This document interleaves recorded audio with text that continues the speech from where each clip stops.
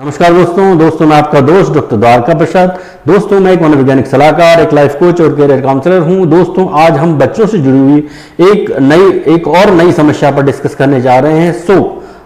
मेरी रिक्वेस्ट है कि आप मेरे इस वीडियो को शुरू से लेकर एंड तक पूरा देखें और इस समस्या के बारे में गंभीरता से विचार करें। हो सकता है ये हमारे आसपास पाई जाए, और अगर हम इस समस्या को प्रारंभ में ही, यानी कि जब समस्या हमें दिख रही होती है तभी हम इसको गंभीरता से लें, तो इसको हम गंभीर होने से बचा सकते हैं या उस बच्चे को ऐसे परिणाम भुगतने से बचा सकते हैं जो बाद में उसके लिए बेहद नुकसानदेह हो सकते हैं। तो दोस्तों आज हम डिस्कस करने जा रहे हैं डीबीडी यानी कि डिस्ट्रप्टिव बिहेवियर डिसऑर्डर्स पर, जिसे हिंदी में विघटनकारी व्यवहार विकार भी कहते हैं। दोस्तों अधिकांश बच्चों में कुछ बच्चे ऐसे होते हैं जो अपने माँ बाप की, अपने स्कूल के जो टीचर्स होते हैं उनकी, या जो उनके आसपास के लोग होते हैं, चाहे वो फैमिलियर मेंबर हों चाहे उनके नेबर्स हों, उनकी न तो बात मानते हैं, न कोई पालना करते हैं, ना स्कूल में ऐसा करते हैं, बल्कि उनको ये सब करने में कठिनाई का अनुभव होता है। तो ऐसे बच्चे जो इन नियम कानून और जो स्कूल के ऑर्डर्स को हैं, कार्य आदेशों को जो है नहीं मानते हैं, ऐसे बच्चों के द्वारा जो व्यवहार दिखाया जाता है, जो किया जाता है, उसे ही डीबीडी कहा जाता है, यानी कि डिस्ट्रप्टिव बिहेवियर डिसऑर्डर या विघटनकारी व्यवहार विकार कहा जाता है। ये सभी प्रकार के जो कार्य होते हैं ये या तो उनके माँ बाप यानी कि पेरेंट्स के द्वारा बताए जाते हैं या टीचर्स के द्वारा बताए जाते हैं।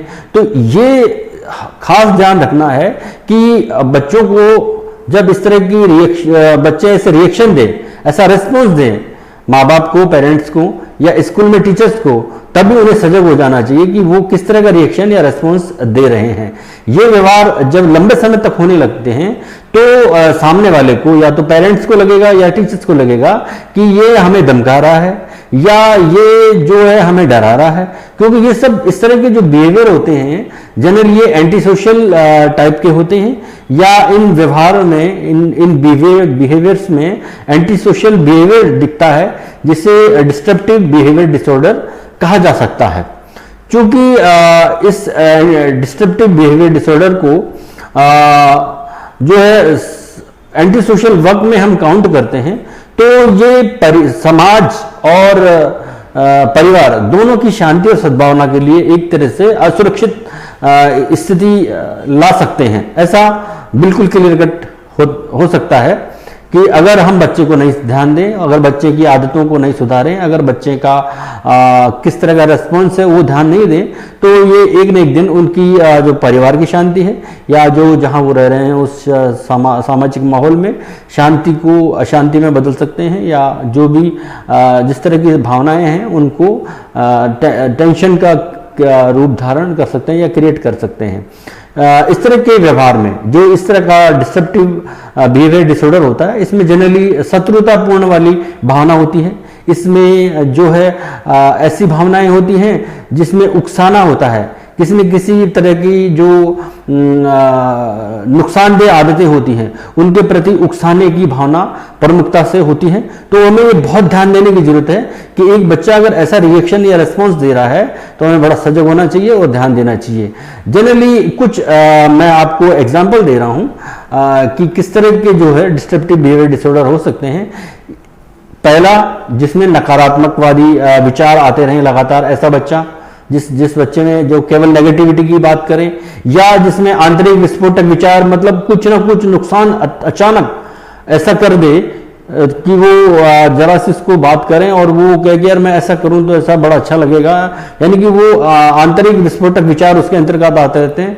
या फिर बिहेवियर डिसऑर्डर, उसके व्यवहार में बहुत सारे डिसऑर्डर्स देखने को मिल सकते हैं। इसके अलावा पेरोमेनिया होते हैं और क्लेप्टोमेनिया टाइप के जो आगजनी और चोरी से रिलेटेड व्यवहार होते हैं, जिनके बारे में हम आगे के वीडियो में डिटेल से बात करेंगे। तो इन सभी डिसऑर्डर्स के जो विशिष्ट कैरेक्टर होते हैं या जो उनकी क्लिनिकल पिक्चर होती है, वो एक वार्निंग साइन के रूप में, एक श्रृंखला के रूप में दिख जाती है। और उसको देखना चाहिए और तुरंत रीड करना चाहिए और किसी न किसी साइकोलॉजिस्ट से संपर्क कर लेना चाहिए या साइकेट्रिस्ट से मिल लेना चाहिए, ताकि वो उसको साइकोथेरेपी के माध्यम से या मेडिसिन के माध्यम से उसको ठीक कर सके। वो हम आगे डिस्कस करेंगे वीडियो के एंड में। मैं जो अभी बताने जा रहा हूँ कि इसमें सिम्टम्स किस सीरीज में आते हैं, किस तरह से आते हैं, वो मैं बताता हूँ। तो इसके जो साइन होते हैं या कैरेक्टरिस्टिक्स होते हैं, ये 3 तरह से आते हैं। जो पहला तरीका होता है वो होता है बिहेवियर कैरेक्टरिस्टिक्स। जो बिहेवियरल कैरेक्टरिस्टिक्स होते हैं वो व्यवहार में दिख जाते हैं। दूसरा टाइप होता है कॉग्निटिव, जिसमें कॉग्निशन में क्या क्या चेंजेस आते हैं वो होता है। और तीसरा टाइप जो होता है वो होता है साइकोसोशल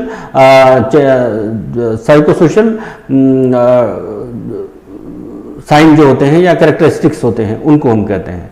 तो तीसरा बड़ा महत्वपूर्ण अपने आप में होता है, लेकिन हम बात कर रहे हैं यहाँ पर पहले वाले कैरेक्टर के बारे में, यानी कि बिहेवियरल कैरेक्टरिस्टिक्स के बारे में। तो जनरली इसमें क्या देखने को मिल सकता है बच्चे के अंदर, आप ये देखिए कि ये जो डिस्ट्रप्टिव बिहेवियर डिसऑर्डर है, इसका जो बिहेवियरल जो पार्ट है उसमें बच्चे में क्या क्या होता है, उसमें जो टेंडेंसी होती है, यानी कि जो उसकी जो प्रवृत्ति है वो नकारात्मक व्यवहार में बदल जाती है। उसके हर व्यवहार में नेगेटिविटी देखने को मिल सकती है, या उसकी जो ब्लेमिंग, दूसरों को ब्लेम करने की आदत जो है उसमें डेवलप हो जाती है, या उसमें सोशल सेपरेशन आदत देखने को मिल सकता है, या उसमें दूसरे लोगों के प्रति उत्पीड़न करने की प्रवृत्ति पाई जा सकती है। ऐसे कुछ लोगों को भी देख सकते हैं, कुछ बच्चों को भी देख सकते हैं आप, जो पशुओं के प्रति बहुत क्रूर व्यवहार दिखाते हैं, या आग से खेलने की, चोरी करने की भावना की। तो ये इस तरह की बिहेवियरल एक्टिविटीज उसमें देखी जा सकती है। जनरली ये जो प्रॉब्लम है डिसरप्टिव बिहेवियर डिसऑर्डर, ये 6 से 18 वर्ष की आयु तक के में पाया जाता है। लेकिन कुछ कंडीशंस ऐसी होती है जहां पर किशोरों में भी होता है, और कुछ कंडीशन ऐसी होती है जहां पर अपवाद में ये वयस्कों में भी पाया जाता है, जो फिर लगातार फिर वो तो उसको क्रिमिनल की कंडीशन में रखा जाता है। लेकिन अगर हम इसको शुरू में ही अगर इसको वॉच करें, रीड करें, तो ये कंट्रोल किया जा सकता है। दूसरी जो मैंने आपको बताया कि कौन सा कैरेक्टरिस्टिक्स है, तो कॉग्निशन कैरेक्टरिस्टिक की बात करें हम, तो यहाँ पर हम कॉग्निशन में या जो है संज्ञानात्मक जो कारक होते हैं इस तरह की प्रॉब्लम के लिए जिम्मेदार होते हैं, उसमें कॉग्निशन में हमारे इमोशंस आते हैं, मोटिवेशन आती है, परसेप्शन आता है। तो इसमें हम देख सकते हैं कि ऐसे लोगों में एकाग्रता नहीं पाई की कमी होती है, एकाग्रता बिल्कुल नहीं होती। इनमें हताशा की भावना होती है, इनमें निराशा की भावना होती है, इसमें इनकी जो मेमोरी होती है वो बड़ी क्षीण होती है, या इनमें एक और प्रॉब्लम होती है कि ये समस्याओं को हल करने में इनको बहुत कठिनाई का अनुभव होता है। तो ये इनके कॉग्निशन का कैरेक्टरिस्टिक्स के अंदर आते हैं। जहां तक हम इसके थर्ड पार्ट की बात करते हैं, यानी कि साइकोसोशल साइन की बात करें या कैरेक्टरिस्टिक्स की बात करें, तो इसमें इस तरह के जो बच्चे होते हैं या इस तरह के जो लोग होते हैं या इस तरह के जो पेशेंट होते हैं, ना तो इनमें सहानुभूति होती है, यानी कि सहानुभूति का अभाव होता है, सहानुभूति का अभाव होता है, पश्चाताप का अभाव होता है, इनमें लगातार नेगेटिविटी पाई जाती है, इनमें चिड़चिड़ापन पाया जाता है, इनको भव्यता का एहसास पाया जाता है, इनको लगता है कि मैं लग्जरी लाइफ में जीता रहा हूं लगातार, तो वो बहुत बढ़िया होगा।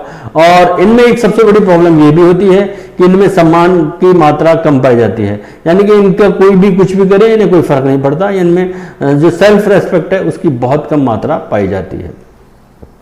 जहां तक इसके कॉजेस की बात करें, क्यों होता है ये डीबीडी या डिस्ट्रप्टिव बिहेवियर डिसऑर्डर, बच्चों में क्यों होता है, 6 से 18 वर्ष की आयु में क्यों होता है, या इसके बाद भी क्यों होता है, तो उसके बहुत से कारण हैं। जनरली घर का वातावरण कैसा है, घर के वातावरण का बहुत बड़ा इम्पैक्ट आता है बच्चों के ऊपर, किशोरों के ऊपर, और वो आगे चलकर के जो बाद की जो जीवन है उसमें भी देखने को मिल सकता है। तो घरेलू हिंसा, घर में अगर हिंसा पाई जाती है, हिंसा का माहौल है, तो उसका रिफ्लेक्शन आएगा, उसका असर आएगा ही आएगा, इम्पैक्ट आएगा ही आएगा। अगर बच्चों को जो है उपेक्षा से पीड़ित रहते हैं बच्चे, किसी भी तरह की उपेक्षा से, या उनके साथ हिंसात्मक व्यवहार किया जाता है, जनरली हम ये हम देख सकते हैं कि जो सर्विस क्लास महिलाएं होती हैं या पेरेंट्स होते हैं, उनके बच्चे सर्वेंट्स के सहारे छोड़ के जाते हैं, लेकिन सर्वेंट्स प्रॉपर उनको पेरेंटिंग की तरह बिहेवियर उनके साथ करें या ना करें ये गारंटी नहीं होती है।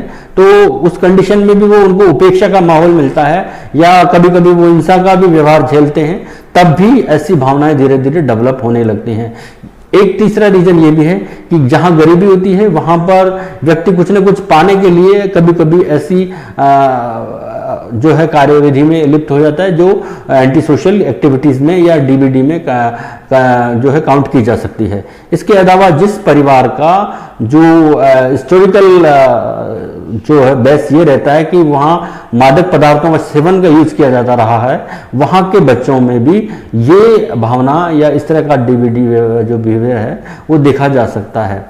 एक लास्ट जो है कि हिंसात्मक माहौल जहां भी मिलेगा, चाहे वो घर में मिले, चाहे वो पास पड़ोस में मिले, चाहे और कहीं मिले, स्कूल में मिले, तब भी बच्चे में, युवा में, किशोर में यह डीबीडी यानी कि डिस्ट्रप्टिव बिहेवियर डिसऑर्डर देखने को मिल सकता है। अब इसके उपचार क्या है? जनरली इसको साइकोथेरेपी की अगर हम बात करें तो बिहेवियर थेरेपी से इसको ठीक कर किया जा सकता है, जो केवल साइकोलॉजिस्ट के देखरेख में की जाती है। सीबीटी थेरेपी के द्वारा ठीक किया जाता है, जो साइकोलॉजिस्ट के देखरेख में होती है। यहाँ पर उसको बहुत तरह के उस पर साइको सेशंस दिए जाते हैं ताकि उसके बिहेवियर को उस लेवल पर लाया जाए जहाँ पर वो नॉर्मल बिहेवियर करने लग जाए। जब भी ये दोनों कंडीशंस अगर उसको उसकी जो ये डीबीडी को कम नहीं कर पाते हैं, तब साइकेट्रिस्ट उनको अपनी देखरेख में कुछ साइकोलॉजिकल जो थेरेपी के अलावा जो मेडिसिन रिकमेंड की जा सकती हैं वो देते हैं साइकेट्रिस्ट। तो ये तब वहाँ पर हमें साइकेट्रिस्ट की जरूर आवश्यकता पड़ती है। और शुरू में भी अगर हम दिखाते हैं साइकेट्रिस्ट को तो वो साइकोलॉजिस्ट की देखरेख में साइकोथेरेपी दिलवाते हैं, और जहाँ उन्हें जरूरी लगता है कि इसे मेडिसिन की जरूरत भी पड़ेगी तो भी वो मेडिसिन रिकमेंड करते हैं। इस तरह इस प्रॉब्लम को या डिस्ट्रप्टिव बिहेवियर डिसऑर्डर को जो है ट्रीटमेंट दे करके ठीक किया जा सकता है या कम किया जा सकता है। लेकिन इसमें सबसे ज़्यादा जो जरूरी बात वो देखने की वो है कि टाइम पर बच्चा कैसा रेस्पॉन्स देता है, क्या व्यवहार कर रहा है और लगातार करे जा रहा है। ये तीन चीज़ें हैं। अगर हम इसको तीन चीज़ों को ध्यान रखें तो इस तरह की डिसऑर्डर को समय पर कंट्रोल किया जा सकता है, बचा जा सकता है और बच्चे का भी भविष्य सुरक्षित किया जा सकता है। तो मेरा वीडियो दोस्तों आज का यहीं तक था। Thank you very much. धन्यवाद। नमस्कार।